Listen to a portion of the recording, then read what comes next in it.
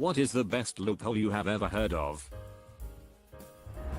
In the shipyard, you gotta have safety glasses. If you lose them, our safety department makes you talk to your boss's boss and have him write a note saying that he talked to you so you can have another pair of glasses. Well, I walked into the safety office without safety glasses and asked for another pair. They said to go get a note. I then asked if they were going to let me walk out without any safety glasses. They knew that wasn't allowed, so they gave me a scratched up pair. Well, the reason they had those on hand is because you can trade your scratched ones for new ones. So I took the scratched ones, dealt with them for a day, and then went in the next day and traded them in for new ones. Never had to talk to my boss's boss and get a note.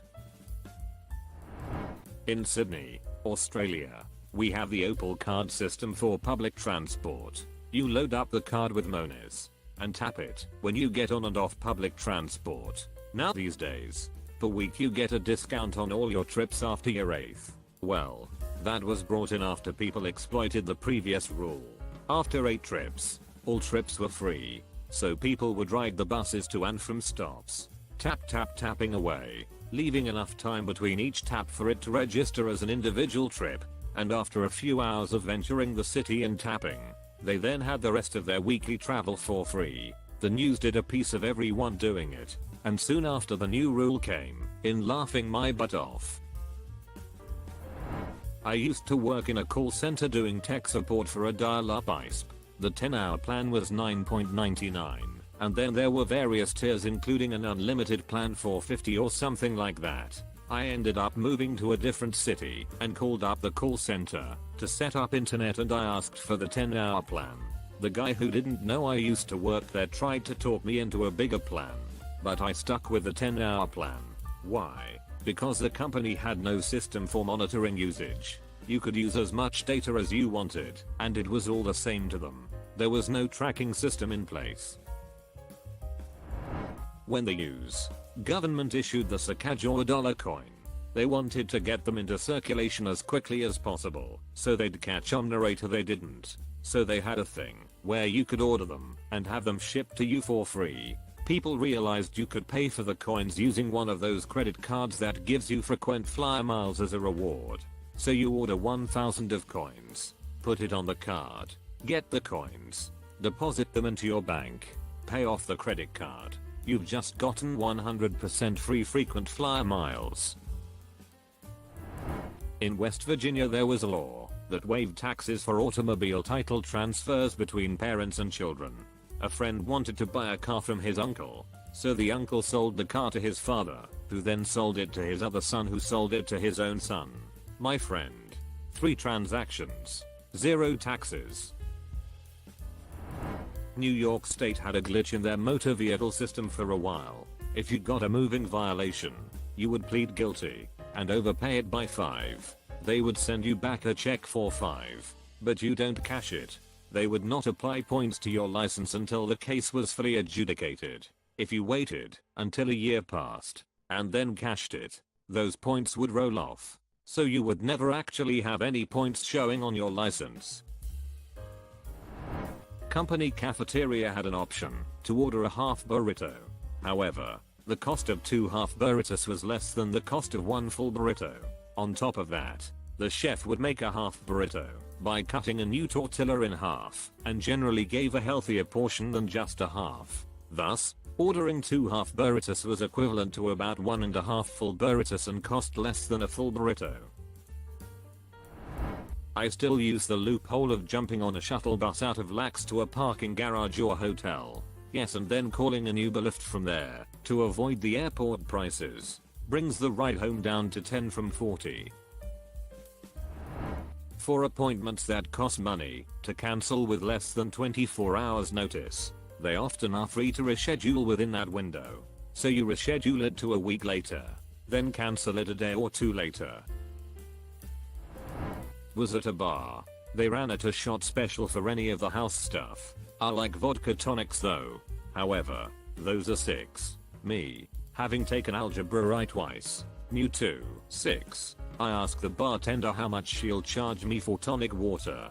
She replies, nothing. I proceed to order a shot of vodka and a free glass of tonic water. A man in China purchased a first-class plane ticket and used it to eat a year's worth of free meals at the VIP lounge at Zion International Airport. The frequent diner purchased a first-class, fully refundable ticket aboard Eastern China Airline.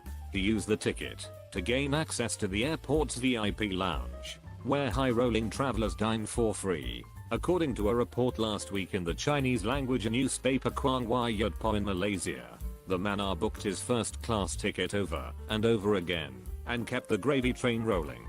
Eastern China Airlines officials only recently figured out the man's scheme after noticing his single ticket being booked 300 times over 1 year. According to the newspaper report, airline officials admitted there was nothing they could do to stop the frequent diner. A spokeswoman for the carrier called the man's free meal scheme a rare act. Still, Eastern China Airlines officials confronted him, and the human meal ticket stopped chowing down. The freeloader ended up cashing in his fully refundable ticket and getting back all his money. A kid from my high school was about 30 seconds late to class and the teacher refused to mark him present and made him go sign in as late at the office. In protest, he went and ate a sit-down breakfast and showed back up with about 5 minutes left of class with his late slip. Teacher threw a fit that he skipped class, but since he never signed in, he didn't face any consequences. I'm the lucky beneficiary of a loophole. Back in the 1960s, a school district in my hometown was broken up and absorbed into the surrounding districts. Fast forward to 2003, I'm applying to colleges. I discovered that there was a scholarship fund for people living in that old district's area like me. The district is gone, but the scholarship still exists. I applied and got the scholarship. I don't think there were any other applicants. In Ireland, a Romanian man got caught drink driving. Got thrown out of court because he was never given a copy of his charge in Irish. Apparently you have 24 hours to claim an illegally parked car depending on the location in my city. So some pros will take a ticket on game days and actually save money on parking for football and baseball. My microwave stopped turning on, so I went to Best Buy to get a new one. I tried the old one in another outlet and it came back to life, so I reinstalled it, returned new microwave to Best Buy, went back home to see that the old microwave had now died again once more for good, and then just drove right back to Best Buy where I bought the brand new microwave I just returned as an open box item for half price. Probably a fluke, but it was a rare instance of the system working in my favor. We used to run a ticket scam operation at the local Chuck E. Cheese. We started small time. We used to cheat at the games like skee-ball while traffic was low and it was off times. After a few times of pulling that heist, we decided to cool it because we thought it might be suspicious that we'd earn the mega bonus ticket payout regularly. We did similar things with other games but nothing paid out like skee-ball. That's when my buddy found out the big one. I'm not sure if it's like this now.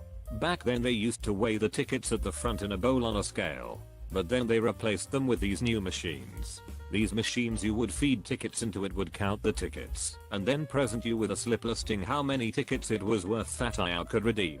Turns out if you were delicate and had enough finesse, you could pull the strip of tickets out and then feed them back in. It would count the tickets over and over again, even though they had unique serial numbers. Boom. Infinite tickets. The ticket counters were in the corner replaced by the front, near the registers, but a few were kind of hidden away from plain sight. We would have 2 people stand guard while my buddy worked his magic. If staff came by, we'd signal him and he'd feed the tickets in like normal.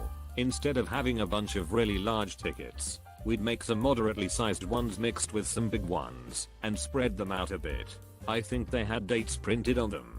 We got it all. The glowing disco ball, the special edition Barbie for my friend's girl, candy, spray foam, the sticky hands. We never got the crazy big items like the bike because we thought it'd be too suspicious. I think we could even redeem them for pizza, which we would do when we were hungry. We never got found out, but we eventually cooled it because it was only a matter of time. It was like Ocean's 11, but instead it was like Chucky's 4. More of a straight up hustle than a loophole. Good memories. When I was a kid, I found a laundry machine that gave you 5 quarters instead of 4 when you put $1 in. Abused that like crazy as a broke kid. And by abused I mean I did it like 5 times then went to do other stuff.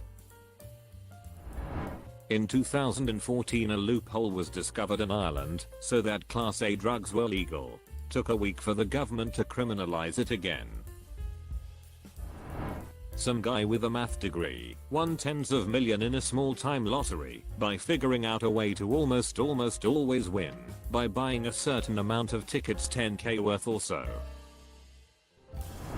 Consider subscribing if you enjoyed this video, and if you want to see more of Reddit Universe,